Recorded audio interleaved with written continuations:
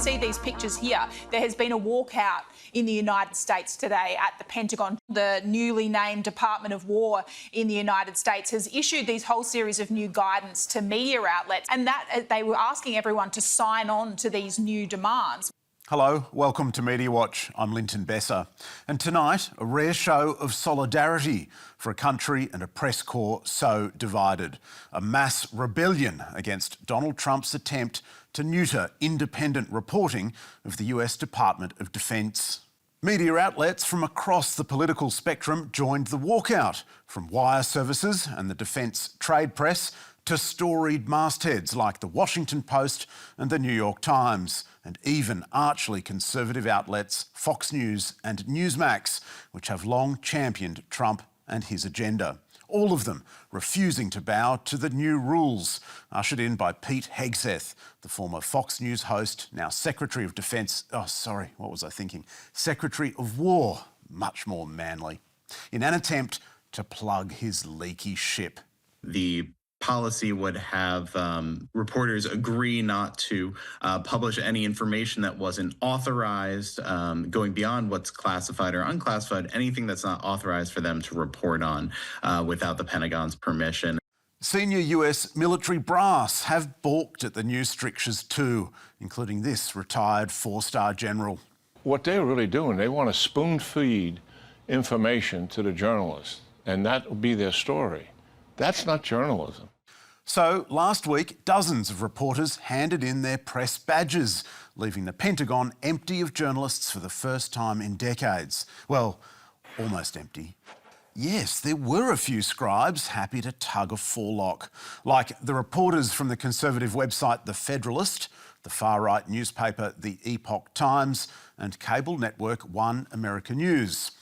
Also on that list was one news organisation which might pique your interest. Other signers included a reporter for The Australian, a News Corp-owned Australian paper. Come on down, Joe Kelly, the Australian's Washington correspondent, who was signed up to those very same Hegseth house rules, which even his News Corp chums at Fox News and the Wall Street Journal thought a bridge too far. But once the list of signatories got out, there was a change of heart at the company's Sydney headquarters. After we asked the Australian's editor-in-chief, Michelle Gunn, why her mastheads correspondent agreed to the rules, the publication backflipped. Yes, a discreet reverse ferret from a broadsheet with the hide of a rhino, whose spokesperson said a review of the rules had forced its hand. They raise serious concerns and place undue limits on press freedoms. We have advised the Pentagon that we have revoked our assent. It's a rare admission of error by the National News Corp title, for which we might have offered an on-air bouquet were it not forced upon the broadsheet by the international humiliation it brought on itself for failing to read the fine print.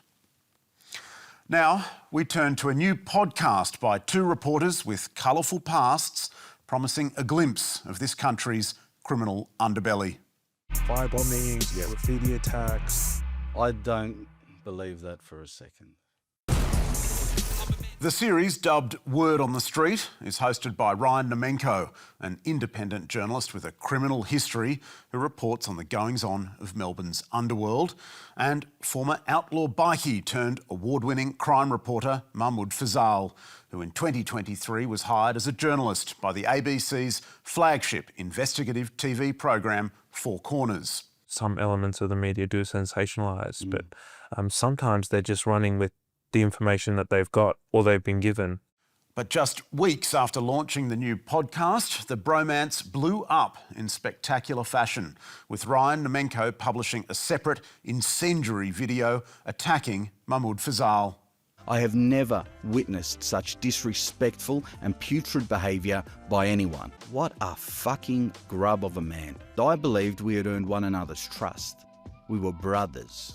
That clip, posted by Ryan Naumenko on Wednesday, levelled a series of extraordinary and damaging claims about Mahmood Fazal before being briefly pulled down, prompting headlines like these. Exclusive! Blockbuster claims about a top ABC star have been pulled from the internet, just minutes after they were aired by a counterculture crime reporter. Crime podcast cooked after just one episode. ABC investigates star reporter over podcast appearance.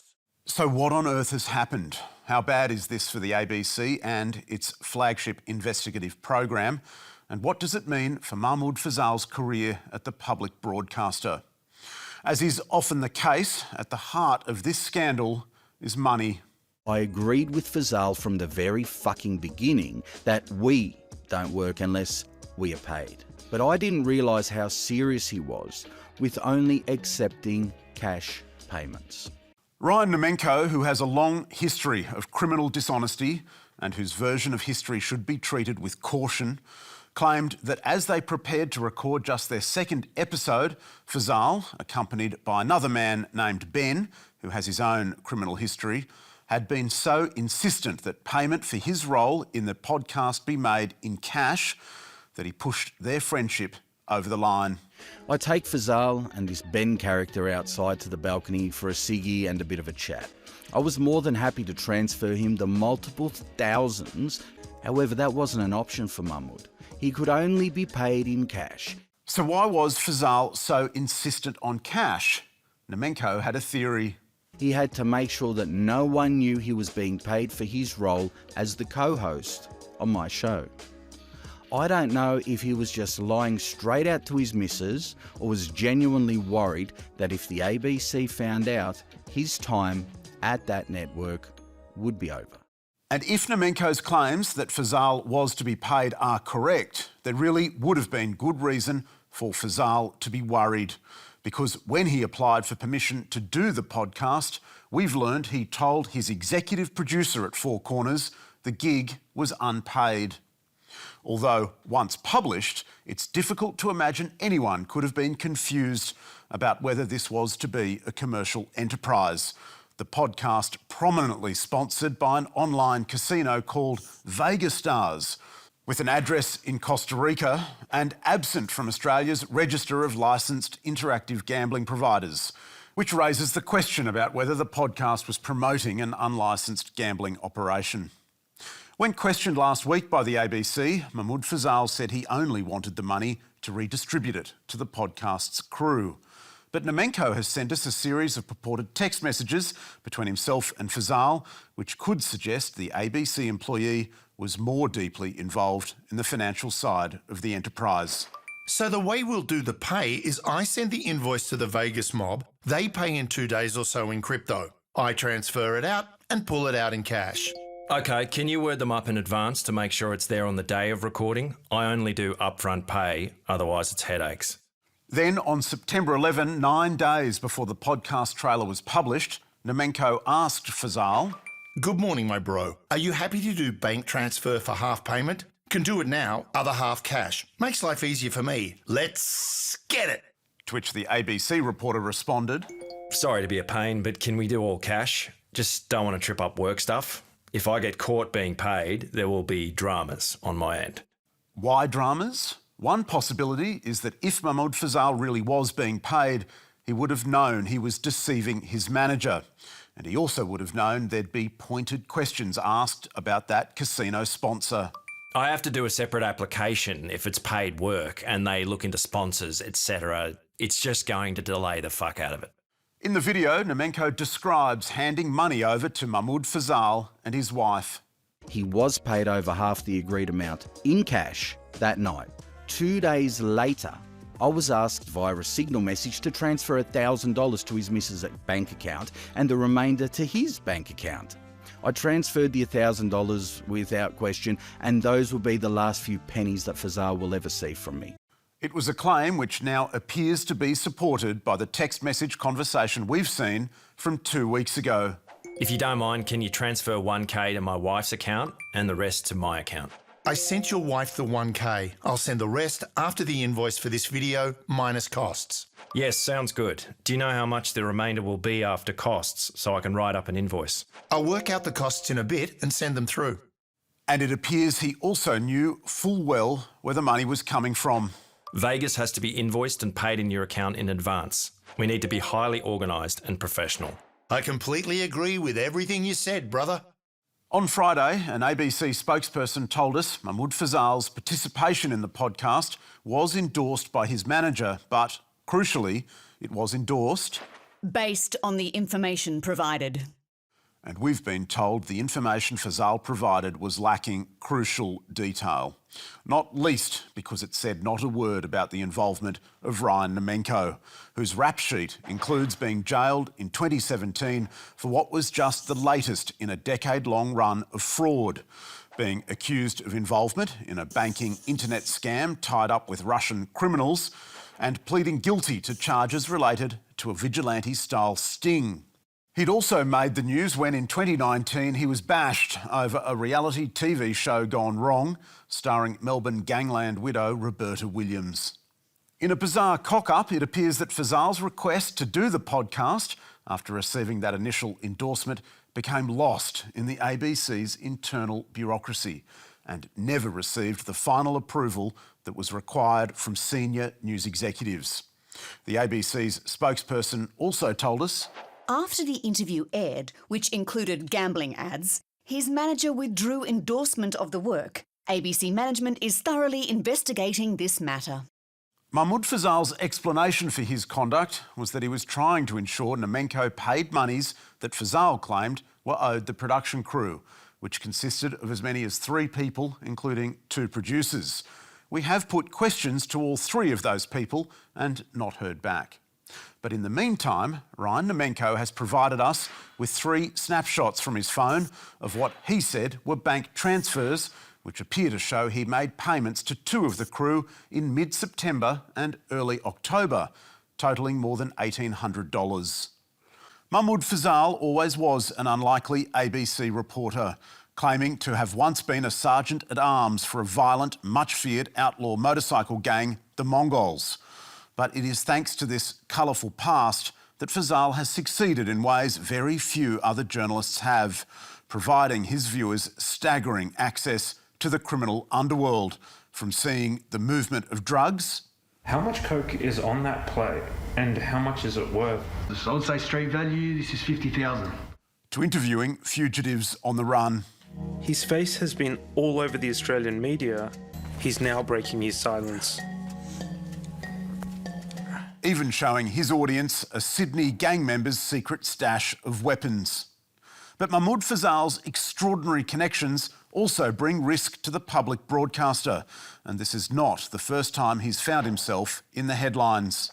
Award-winning ABC reporter Mahmood Fazal passed on menacing messages from an organised crime gang to journalists, one of whom became so fearful he reported it to police. Fazal denies any wrongdoing. Fazal, who said he himself had been subject to threats, had passed on warnings from an underworld figure to a producer working for YouTube commentator Friendly Geordies, whose real name is Jordan Shanks, which demanded one of Friendly Geordie's videos, which featured associates of the notorious Alameddine crime family, be removed from the internet. The Sydney Morning Herald's revelations, based on a police statement made by that producer, all the more serious, having come after the firebombing of Jordan Shanks's home in Sydney. It's the second time a firebugs attacked the house in under a week. Well, obviously we don't know who did it. There's a long list of suspects. Fast forward to late September this year, and an associate of the Alameddines was sentenced for the 2022 arson attack, prompting this comment from Jordan Shanks. Why do the Alameddines, an organised crime gang, give so much access to certain ABC journalists? Why is the ABC so ardent in defending these certain journalists? Fazal's ABC colleagues at Four Corners were indeed ardent in their support of him at the time.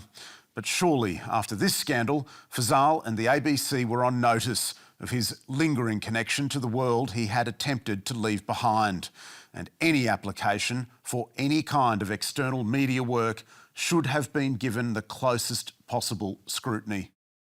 We understand that in the past 24 hours, Mahmood Fazal has been telling others Ryan Naumenko had circulated separate, fabricated text messages. And in respect of the controversial podcast, late last night, his lawyer told us, Mr Fazal agreed to be interviewed by Mr Naumenko, believing he had his manager's approval to do so. He agreed to connect Mr Naumenko with production contacts, which he did in good faith, retaining and paying contractors for their work.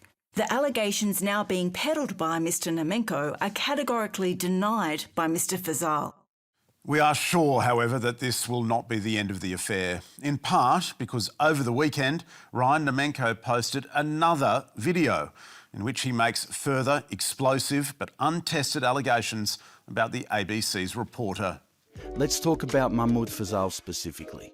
Naumenko has, meanwhile, uploaded a second episode of the podcast, which was still sponsored by that Costa Rican House of Sin. It is the job of any crime reporter worth their salt to mingle not just with police but with hoods, to win their trust and learn their secrets. What makes this scenario different, however, is that Mahmood Fazal once belonged among them, a high-ranking member of a dangerous organised crime syndicate.